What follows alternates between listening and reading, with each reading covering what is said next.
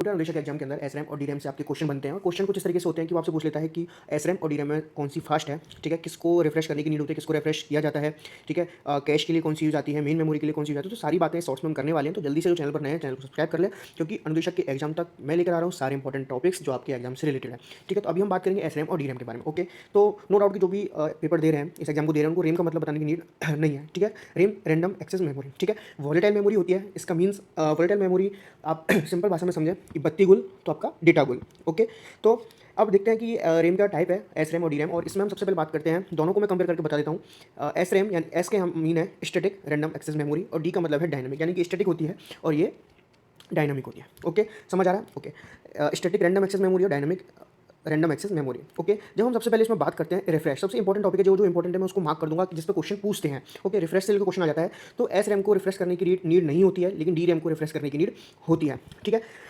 Refresh से क्या मतलब हम अभी हम बाद में बात करेंगे। स्पीड इसकी फास्ट होती है, ऑब्वियसली वाली बात है कि अगर हम इसको रिफ्रेश नहीं कर रहे हैं, एस रैम को रिफ्रेश नहीं कर रहे हैं बार बार, तो ऑब्वियसली है कि ये फास्ट होगा, ठीक है, और इसको बार बार डी रैम को रिफ्रेश करना पड़ता है, तो इसलिए स्लोअर होती है, ठीक है।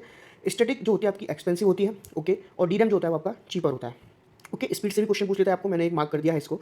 ओके, दूसरी हम बात करते हैं डेंसिटी छोड़िए, power consumption. Okay, power consumption के बारे में पूछ लेता है। पावर कंजप्शन क्योंकि आजकल जो क्वेश्चन आ रहे हैं वो आपके थ्योरेटिकल आ रहे हैं, ठीक है, तो कथन और कारण करके क्वेश्चन आया तो उसमें थ्योरेटिकल पार्ट बनाकर वो पूछ सकता है, तो हायर होता है, ठीक है। कंजप्शन पावर कौन हायर करता है? स्टैटिक, और लोअर कौन करता है? डायनामिक। ओके, इसमें यूजेस ये भी इंपॉर्टेंट है आपका, यूजेस जो मेनली जो पूछते हैं इसमें एसरैम के अंदर पूछते हैं किसका यूज किस लिए यूज होता है, तो आपको मेन जो होता है वो आपका कैश के लिए यूज होता है, रजिस्टर के लिए होता है और बफर का यूज होता है। लेकिन जो डी रैम है वो आपके मेन मेमोरी में आजकल यूज किया जा रहा है। ओके, एस रैम को कैश में और मेन मेमोरी के लिए डी रैम को यूज़ किया जा रहा है, ठीक है।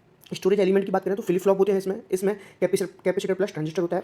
ओके, और बाकी जो सारी चीज़ें हैं ये आपके एग्जाम में नहीं आती, आप एक बार देख लीजिएगा, मैंने आपको केवल उन पॉइंट्स पर बताया जहाँ पर आपके एग्जाम में क्वेश्चन आते हैं, ठीक है। एक शॉर्ट्स में आपको बता देता हूँ ताकि आपको दिमाग में रहे। उससे पहले मैं बात करूँगा रिफ्रेश को लेकर। रिफ्रेश का मतलब होता है कि एक तरीके से मान लीजिए कि डी रैम के अंदर लीकेज प्रॉब्लम होती है, डेटा लीक होता है, लीक से उसके बचने के लिए यानी कि उसके इलाज के लिए हमें इसको बार बार रिफ्रेश करना पड़ता है, डेटा को रीराइट करना पड़ता है, ठीक है। जबकि स्टैटिक होता है एस रैम, तो इसलिए इसमें कोई रिफ्रेश की नीड नहीं होती है। जब ये रिफ्रेश करना पड़ेगा तो इसकी स्पीड स्लो हो जाएगी, ये रिफ्रेश नहीं करना पड़ेगा तो इसकी स्पीड फास्ट होगी, ठीक है। अब एक शॉर्ट के माध्यम से देख लेते हैं। देखिए, शॉर्ट्स में क्या है, फास्ट होता है, ठीक है, एक्सपेंसिव है, रिफ्रेश करने की नीड नहीं होती, लेस डेंसिटी होती है और मोर पावर होता है। लेकिन डी रैम है ये स्लो होता है, चीप होता है, रिफ्रेश की रिक्वायरमेंट होती है, हाई डेंसिटी और लेस पावर, ठीक है। जो इंपॉर्टेंट टॉपिक जो इनसे क्वेश्चन बन सकता है उसको मैंने एक रेक्टेंगल में बंद कर दिया, एक बॉक्स में। ओके, आप देख लीजिए, तो समझ आया हो तो लाइक करिएगा। कोई क्वेश्चन आपको तो कमेंट करके पूछ सकते हैं, और हर दिन ऐसे ही कुछ मजेदार और इंपॉर्टेंट टॉपिक आपके लिए लेकर आते रहेंगे। तब तक के लिए धन्यवाद, बाय बाय।